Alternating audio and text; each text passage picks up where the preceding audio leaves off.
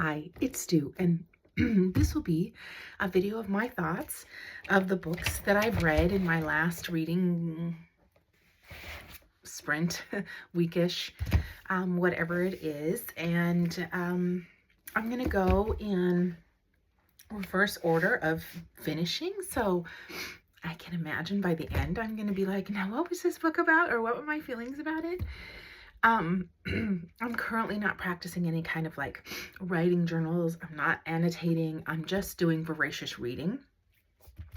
It seems to satiate what I need right now in my life, which is perspective, company of diverse characters, and distraction from a lot of things that are going on. So that's how I'm approaching reading right now. Some other time, I could be heavily annotating or writing in journals or joining sort of book clubs, which I'm not in right now. There are lots of ways to read, but again, right now it's just a bit voracious. My pace is pretty heavy and steady. I've always been fast reader, but that does not mean I'm a better reader or a worse reader than anyone else. I just want to say that for the record of these videos. Just something since my childhood when I was getting every book from the bookmobile and climbing trees to read them. I can devour books when I'm in that mood. So these are just my thoughts, only my thoughts, as people should understand always.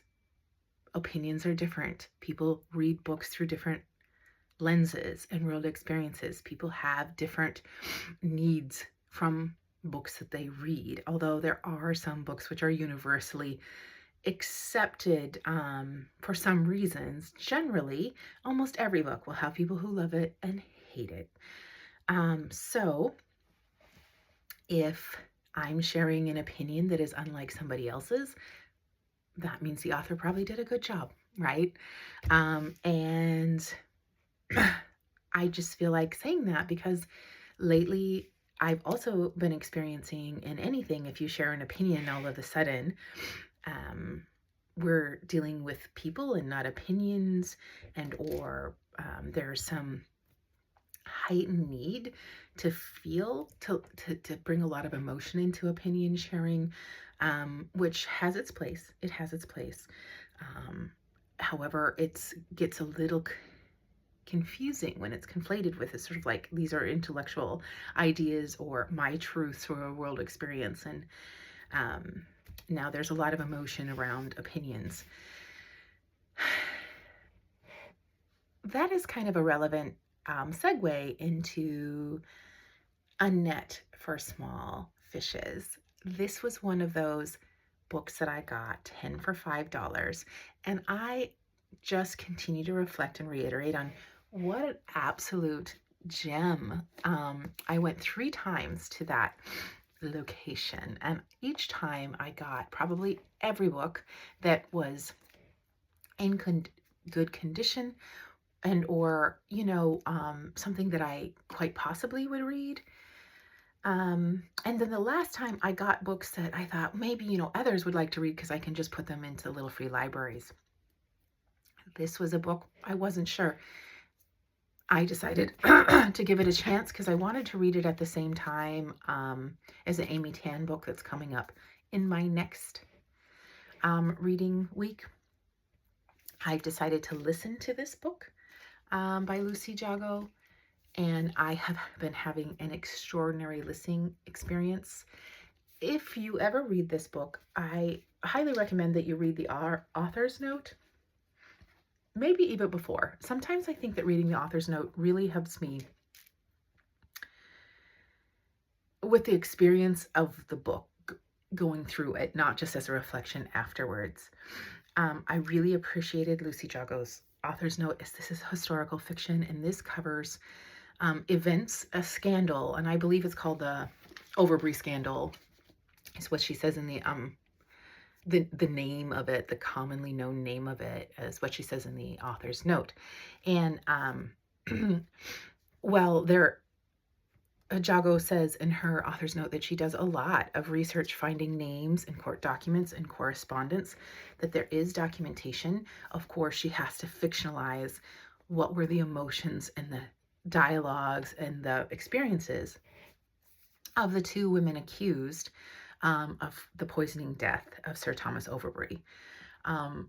In this book, as in, I believe, real life, their names are Frances and Anne.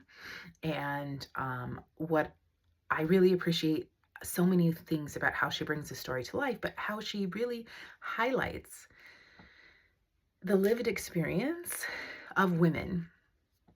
And she does this in a way where it's obvious for modern readers that the misogyny and the toxicity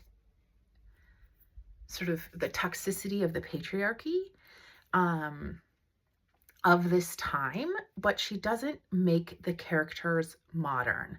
I feel like, in my very unqualified opinion, but for me as a reader, Lucy Jago did great efforts to keep this as contextualized in the era, which was the late 1600s, as she could, and show the life and time and conditions of women without projecting sort of modernity and modern ideas of women's issues. And I think this really does a great job of showing the universality and the reality that, women never, misogyny never served anyone, especially women. And it also does a great job of showing what tendencies are still pervasive today. I have like 2 small chapters left of this book, and I'm kind of saving them for my walk today because I just really want to luxuriate in the end of this book. And I believe I'm going to, a little later today, celebration for the Friends of the Library, of which I'm a member, and I think I'm going to donate this book there. It's in a very good condition, hardback, and it was, again, hauled in it like a group of books that I wanted to give a chance to. So fantastic donation, I think, in that regard. The next book I hauled from a Little Free Library, and it was indeed on my shelf for much longer, I think, than I had originally anticipated when I hauled the book. This I hauled from a Little Free Library that's on a road that I go to a park where I often walk. And it's one that often doesn't have any books. Sometimes I just unhaul there. I've unhauled some of I can't even remember. I kind of keep a catalog of my favorite books because I have a friend that lives very close to it. And then, if I run into her, I'd be like, oh, I left this book there in case you want to go grab it. But this is a signed copy. And what I knew about the book, which is, Mercury Pictures Presents, is, indicated and vibed and through the synopsis as well. It's Hollywood. It's Hollywood 1941 through the war, World War II. And it's Italy. So I had read a book, and in fact, Jess Walter does a little promo on the back, and I read Beautiful Ruins, which was kind of similar in the setup as this book, and I really liked it. However, I don't necessarily prioritize reading Hollywood. It's not something that I feel underexposed to. In fact, it's something I feel overexposed to, and had my preconceived notions about if this was thoughts and ideas and stories that I needed to make space for, or did I need to actually kind of push it away to make space for others.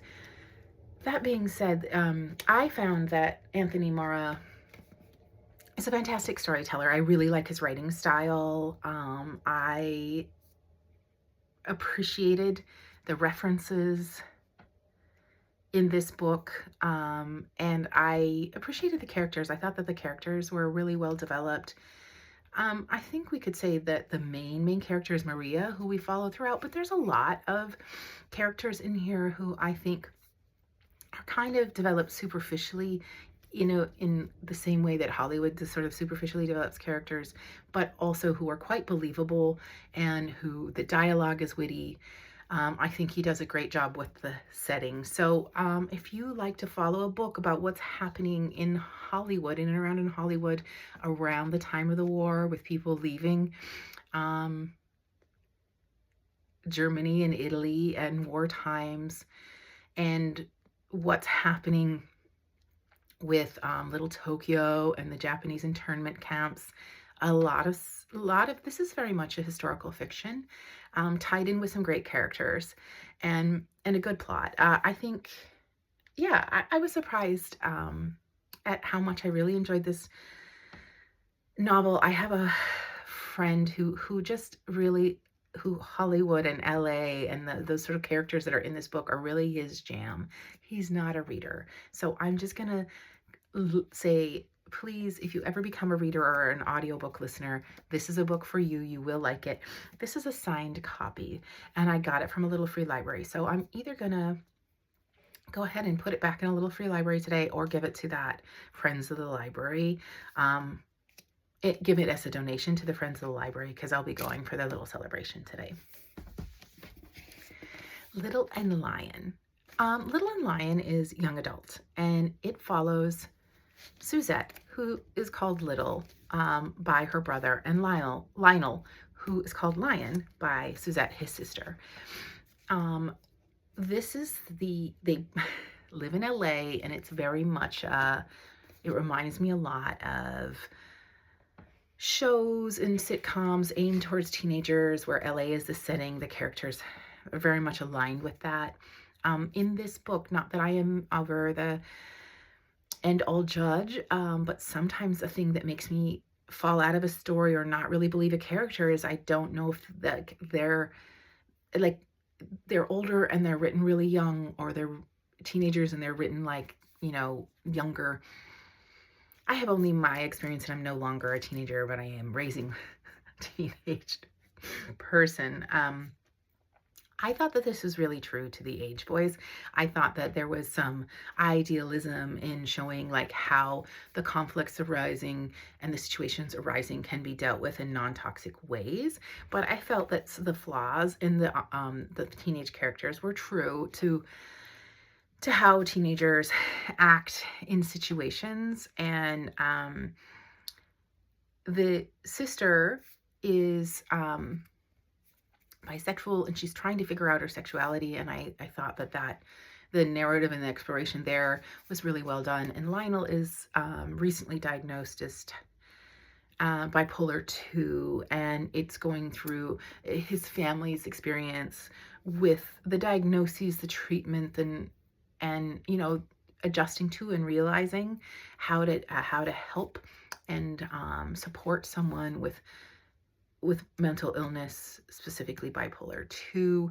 And I think that it does a good job of showing some of the inner workings of that.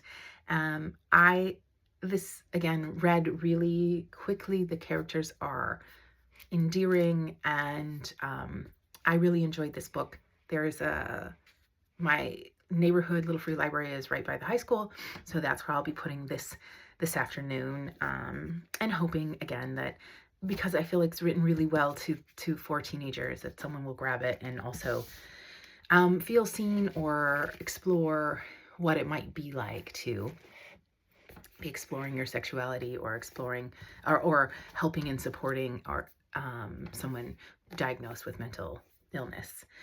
Fiona and Jane by Jean Chen Ho. When I got this book, which was another one of those of 10 for $5, I wasn't sure I was going to keep it. Decided, okay, yeah, this will fit very nicely in Asian American Pacific Islander Month. The author is Taiwanese American, and the characters are Taiwanese American, and I believe that's a first and only on my shelf.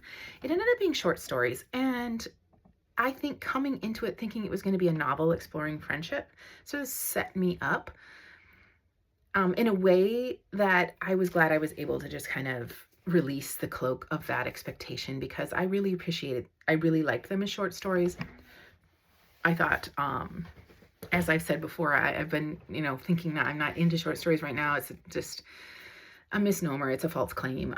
I really liked short stories. I liked being able to read this as short stories so I could step in and step out of it while listening to that Lucy Jago book and reading a few other novels at the same time.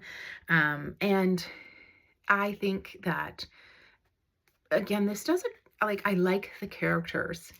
I believe these characters. I don't think that it was really explicitly exploring friendship, but absolutely in covering friendship, and what it means to have like lifelong friends who might not always be part of your life, but they are part of your life. And I thought that that was covered quite well, especially through different trajectories and especially through, um, yeah, even geographical distances.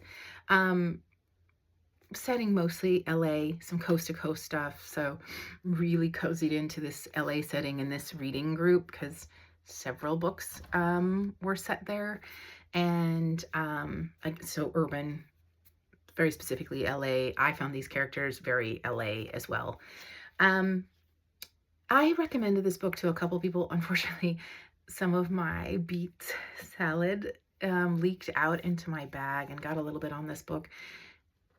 I don't care that much. It's going into a little free library, but some people do. And so I felt a little regretful for that little stain, other than it shows that this book has been, in fact, read and loved, and going into little free libraries today. Now we get into ones that I don't have that many good things to say about. I always appreciate that writing is a huge endeavor. It takes a lot of work. It takes a lot of energy. It takes a lot of support. So I want to honor that always when I'm speculating and reflecting on a book that I didn't like that much. What's more, books are written for different audiences, and I can really appreciate too that sometimes I'm just not the audience. It's my reading preference. And I think that this is the case for George and Lizzie. I liked the quirkiness of the characters, and I liked some of the places this book, in my estimation, intended to go with exploring sexual autonomy and just sort of real in looking at, women's want or need to be married, and maybe handling obsessions and expectations of love and life.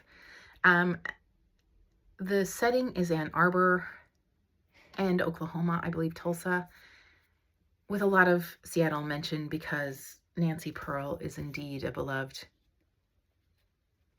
bookish librarian, book talker from Seattle. I couldn't and I can't get engaged in either storylines and certainly character development and lists, and there's a lot of lists in this book, extended lists, and it just made me fall out. I thought that where the introduction and the whole plot line of the main character, who is Lizzie, deciding to do the great game, which is to sleep with the starting line of the football team, have sex with the starting line of the football team, and then following their stories throughout, like what happened to the members of the team throughout the book. I didn't see it incredibly useful, and in fact, how it's discussed and even internalized in the book really sort of, for me, landed on slut shaming, and I didn't think that it did for me what I wanted and needed to do, and what I even think Nancy Pearl wanted to do, which was be, liberating and expressing sexual autonomy. I grappled with some of that somewhat honest, and decided that, that perhaps, but I wanted and still needed more from the book. I found that George and Lizzie's characters started to be written very similarly and also in lists, so I didn't, they were meant to be incredibly different, but how they were developed just started to blend. And in the end, sure, there are aspects of this book that I really, again, the kind of quirkiness I engaged with, but overall, this wasn't my favorite book, or I wouldn't even call it a good book. I got this at the 50% off day of books at a local thrift shop, and so I will either donate this at the Friends of the Library that I'm going to today, because it's a very good conditioned locally known, if not local, author, and or put it in a little free library, depending on what I end up doing today. This is a book that I got from a little free library, and it is in fact one of my favorite little free libraries, the one that uses that stamp, which I'm excited to see. Even when I find books in thrifting, I feel like I want to return them into the ecosystem. The Corrected Regrets of Clover was a heartwarming and cozy story, and I think for people who love heartwarming and cozy stories, this is a great book. It had it had romance feel, and I said my piece, like the romance part of books is not, it's not what I'm here for. I also, there were parts when I wondered, was it because Clover was so isolated and so sheltered, maybe even not even innocent, that in her late 30s or mid 30s, maybe it was my jadedness to not believe this character, but there were some aspects, like her having traveled the world before the death of her grandpa, which made her return to New York, and also her living in New York, that made me really feel like there's some flaws in the development of this character. It was not incredibly believable for me. I appreciated how New York was worked as a setting in this book. Some things I learned about Central Park, which note to self. And I appreciated the exploration and the character being a death doula, and I really liked that part of the book. Overall, I couldn't really, I couldn't build a relationship with Clover, who is the main character and the point of view throughout this, albeit a very short book, and thought that there were definitely places that this book could have, and maybe even should have, done quite a bit more or better, for me to have really, put it in a higher regard than I did. I think in my local little free library, I recently hauled another somewhat, I think, popular book of the month short book that I had intended to read in this reading cycle, and then have decided not to. So although I did trade for that book, I think that I just feel like there's some, like the reader, whomever put that in the neighborhood box, this might be their book. So I think that this is going to go in my neighborhood little free library, finally. And if I can remember right, kind of the book that kicked off this was The Sun Walks Down by Fiona McFarlane. I hauled this book several months ago, so this was one like Mercury Picture Presents that had been on my shelf, noticeably on my shelf, even before I kind of started really thrifting and going to Friends of Library. So before my library blossomed, this had been on my shelf for several months, and I had been waiting for it to come off digital hold. I kind of had a tag, and still have a tag. It was called Spring Cleaning, like books that have been on my shelf that didn't seem to be falling into any of my sort of TBRs. And I want to make sure to get to or get back out, because they were sourced from little free libraries. So The Sun Walks Down, the setting is late 1800s, bush or outback South Australia, and it looks very much at colonization, the life and times of colonizers in South Australia, in the South Australian bush, adapting to the harshness of that environment, the setting in this book felt very similar to um, other books that I've recently read. Oh my gosh, I just mind blanked the one that I wanted to bring up right away, but it's okay. Where it's desert. These are small. This is a small village, and there's not much happening. So you're really interacting with the interactions of the gossip of the colonizing peoples from Europe, and the exposure of racism and racist ideas is palpable in this book. It doesn't shy away from looking at those attitudes. So you understand the tensions based on ideas and ideology of supremacist culture. The sun is playing, as it would in any desert, playing a very big role in this book. And in fact, there's an event where at a neighboring island, a volcano erupts and it changes how the sun looks, and that impacts the interaction of characters with the environment and also with their belief systems in this book. I thought that this book was well written, and I wouldn't necessarily go for, historical fiction I generally don't go, historical fiction isn't my favorite, but this wouldn't have been something I would have necessarily picked, but I was really happy that I got exposed to it again from a little free library, because this was a good read. And if I found something else from Fiona Farlane, I would read it.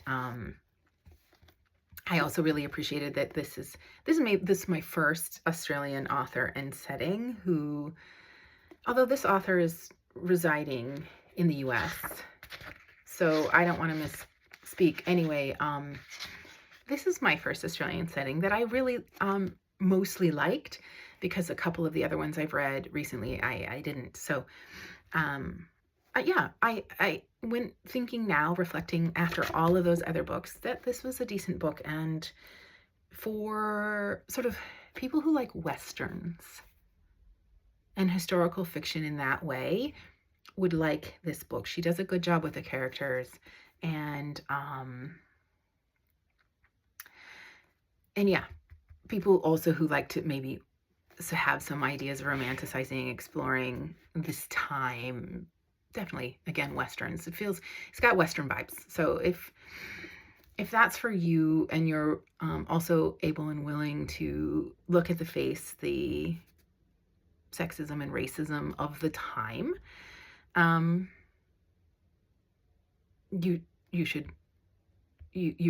this book would be for you. So that's it. I feel like that was a lot of reading. And that's why this is a long video. Although there were some books that weren't really my jam, I still am leaving this reading week saying, oh my gosh, especially on the tail end of reading all of those prize winners, these books were just serendipity finds, right? And I have gained a lot of insight and had a lot of different kinds of things to reflect on through this reading week, for which I feel incredibly grateful. And I'm looking forward to now hopping into my next reading prompt, which is books 8, Asian American Pacific Islander authors. Yeah, and seeing again what insights I can have. I'm kind of hoping that I hop out of LA as a setting and get some variant of settings, but I didn't think a whole lot of curating through settings. So I'm just going to take what I get for this next week.